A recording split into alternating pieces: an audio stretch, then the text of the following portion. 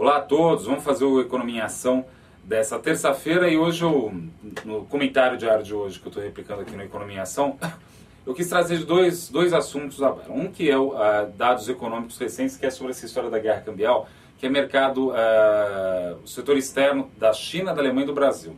Só para comparar algumas coisas aqui, só estou reforçando a mesma comunicação que eu sempre faço, o cenário base meu, a ideia de que uma guerra cambial é uma forma um pouco torta de ver o que está acontecendo hoje em dia. Por que torta? Né? Porque você não tem, não seria adequado os países centrais subirem a taxa de juros para resolver o problema nosso de câmbio e a economia mundial entrar no lugar errado. Enfim, né? O Keynes viu essa questão com muita propriedade. Tanto é que ele propôs, né, na verdade, a criação de uma moeda única e um sistema de contabilidade do comércio internacional onde superávit de um financiava déficit do outro e por aí ia. Né, que é o Bancor, né, quem conhece um pouco mais de economia e Keynes, né, sabe do que eu estou falando. Né? Realmente é um problema sério do sistema internacional financeiro esses fluxos comerciais não serem devidamente financiados e os problemas que geram no câmbio. Então tem solução, mas não vai ser dada essa solução, pelo menos agora. Então, e a outra parte da discussão que eu quero trazer é sobre o parágrafo 27 da ata do Copom, da última reunião, da reunião 165.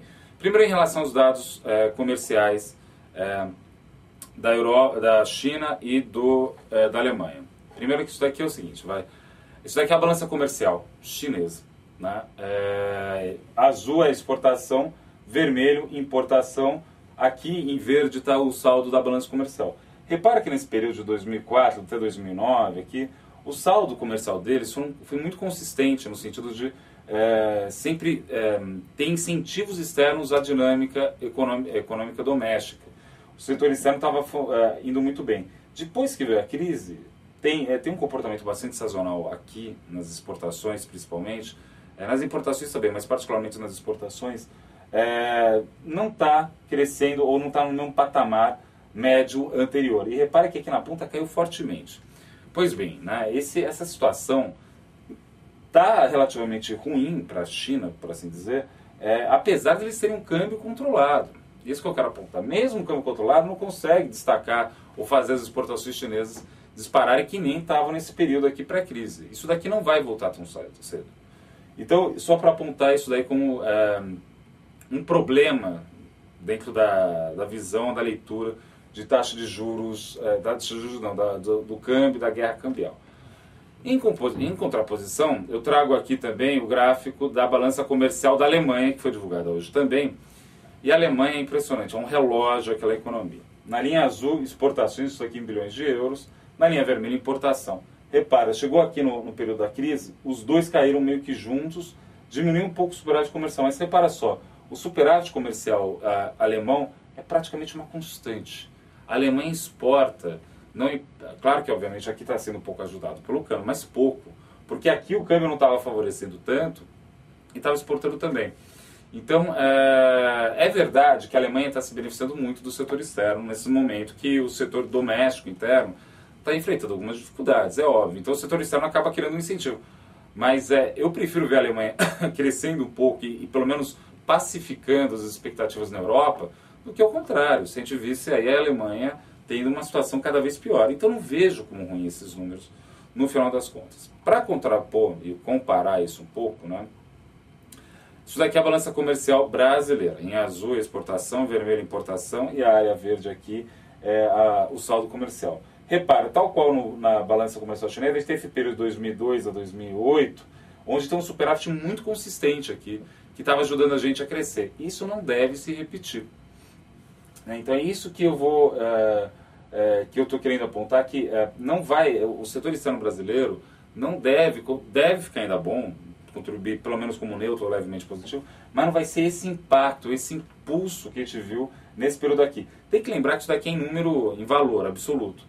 Só que isso daqui, um superávit desse tamanho em 2005, o PIB era menor.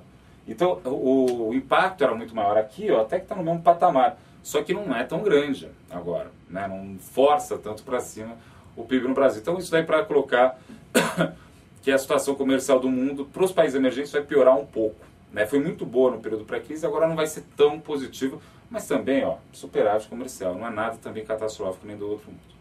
Bem, aí a gente entra num outro ponto que eu dei uma volta, aí na verdade não era mais em cima da discussão que teve esses últimos dias, que eu vou resumir da seguinte forma, né?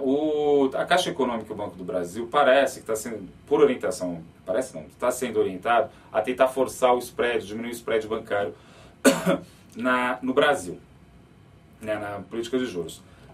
Eu não quero nem discutir se isso daí é efetivo ou não, mas tem uma coisa interessante. No último ato do Banco Central, do Copom, ele aponta que seria interessante ou desejável que o governo, leia-se Planalto e o Ministério da Fazenda, não fizesse política monetária, ou seja, não incentivasse tanto o crédito de tal sorte que o volume continuasse moderado. Então, no item 27 da última ata, está aqui, né, eu peguei o trecho, ele diz o seguinte: o Copom destaca que o cenário central também contempla expansão moderada do crédito, ou seja, o cenário do Banco Central, para as variáveis convergirem para uma inflação no centro da meta, a expansão do crédito tem que ser moderada. Ainda sobre este mercado, o comitê considera oportuna a introdução de iniciativas no sentido de moderar concessões e subsídios por intermédio de operações de crédito. Ou seja, BNDES, Caixa Econômica, pega mais leve. É isso que eles estão pedindo.